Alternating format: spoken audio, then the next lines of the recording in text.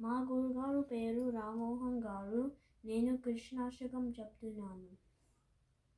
వసుదేవసుతం దేవం కంసచానూరమర్దనం దేవకీ పరమానందం కృష్ణం వందే జగద్గురుం.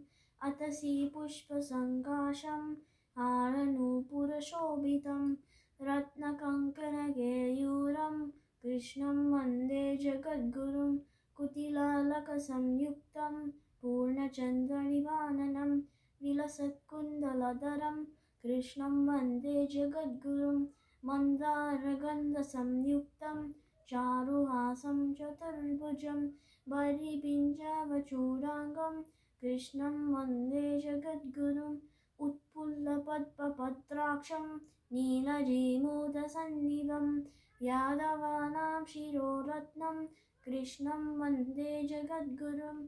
रुक्मिणीकेलिसंयुक्तं पीताम्बरसुशोभितम् अवाप्ततुलसीगन्धं कृष्णं वन्दे जगद्गुरुं.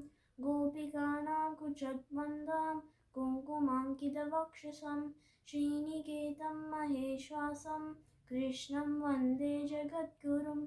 श्रीवत्साङ्गं महोरस्कं वनमालाविराजितं शङ्खचक्रधरं देवं कृष्णं वन्दे जगद्गुरुं.